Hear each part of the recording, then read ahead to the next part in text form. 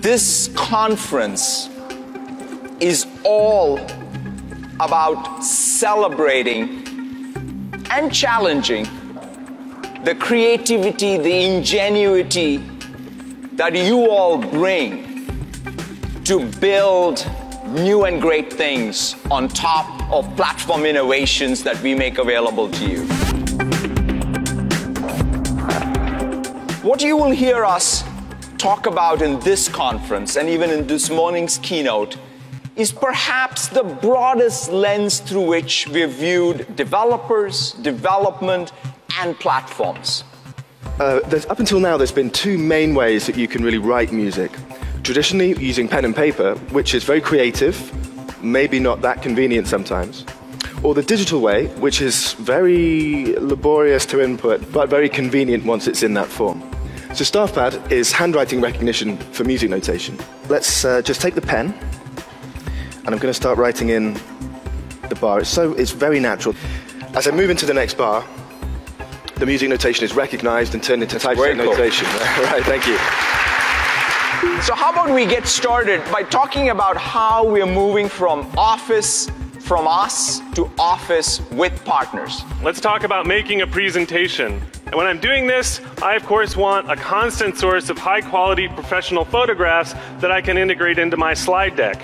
PicHitMe is a relatively new company that is building just such a service and has provided an add-in here that lets me search through the photos in those service and paste them directly within PowerPoint. So here's an add-in that Uber has built that I can set an Uber ride reminder to show up ahead of time and make sure that I get to where I need to go. As we switch over here to the iPhone, and it sets my pickup location, the cool thing is that it got my destination because that lived in Outlook. So Outlook knew where I needed to be, and now Uber knows where I need to go. And it helps me search and discover the content that my colleagues are using. There's something funny going on? I'll keep going. Okay, keep going. I know you all waited very patiently to hear about Windows. And it's now time to talk about Windows. Our goal is that within 2 to 3 years of Windows 10's release, there will be 1 billion devices running Windows 10. You see the USA Today's live tile from their new Universal Windows application. The application uses our standard platform controls, so it resizes and reflows as the application is resized on the desktop. And here it is running on the Xbox, filtered down to just video. So with investment in this one universal Windows application, they now have phones, tablets, PCs, interactive television, all covered with one code base and one app. My name is Agnieszka Gerling. I'm one of the project leaders working on the technology that will enable you to build great Windows apps by reusing a lot of the code you have written for Android. Here, I have an Android device. And on it, I am running the Choice Hotels app. But I'm going to switch to Windows Phone. I am also running the Choice Hotels app. This app is reusing the code you just saw running on the other device. You can see that the Windows graphics and touch just work. And in tomorrow's keynote, we will show you how you can light up your app's experience with native Windows features such as live tiles and with Microsoft services.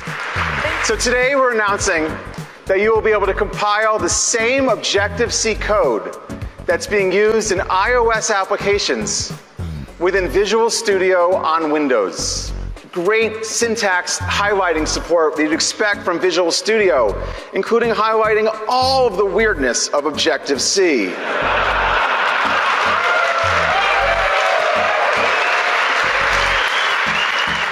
And now we can debug it and execute this tablet app on Windows.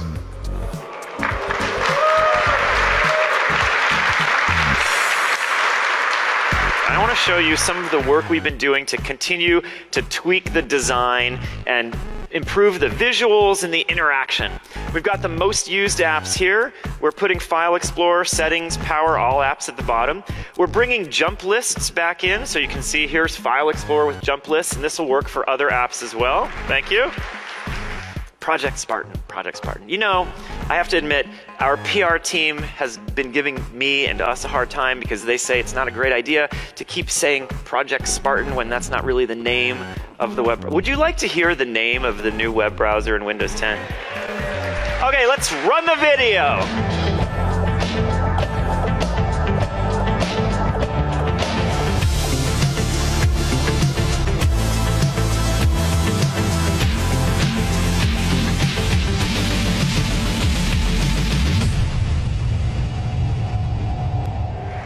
Microsoft Edge is the browser built for Windows 10. Now, I get the pleasure to show you how to do incredible things with Windows on no screens at all. Windows Holographic embraces this notion of experiencing life in 3 dimensions by mixing digital content right into your world. Now, before we start, let me explain the setup a little bit. Darren is wearing a HoloLens, and he sees this globe we showed you in January right in his world. Now, we also have this custom camera rig over here so that you can see the holograms up on these screens as if the camera is wearing a HoloLens. Now, when we introduced Windows Holographic, the globe was just a slide. Today, Darren is experiencing it as a universal Windows app. And guess what? It's running on Windows 10. Welcome to Windows Holographic. These are simply universal Windows apps that we've placed as holograms. I'm going to pull up my holographic start menu. And I'm going to open up Skype. I'm going to pin them to this wall right here. That way, every time I walk into this room, I'll see their smiling faces and be inspired to reach out to them. Yeah, so all I need to say is follow me. Now, wherever I go in my house, my entertainment tags along. I simply place it, and I can scale it as big as I want. Now, Mark is part of a team from Case Western and the Cleveland Clinic. We invited them to use Windows Holographic to advance medical education beyond what is possible with today's state-of-the-art. Using holograms, we can easily separate and focus in on individual systems. For example, we can focus in on the femur, and students can immediately see some of the types of fractures they may one day encounter in the clinic. Let's learn a little bit more about this amazing, magical device that is Microsoft HoloLens. We envisioned an all-in-one device that is untethered, with built-in batteries, hands-free, and floating audio.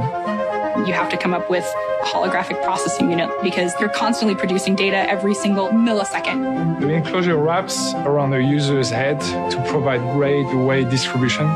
We have so many sensors on this product. To read all those in real time and to do that in a very power efficient way requires the power of what they developed with the new version of Windows. Please help me welcome on stage my very good friend, Miko. B15, wake up. Say hello to the real B15. B15 control panel. This spatial UI system is a universal Windows app. See you later, Alex. Later, guys. At the core of our company is empowerment, empowering us all. Thank you and have a great rest of Build. Thank you very, very much.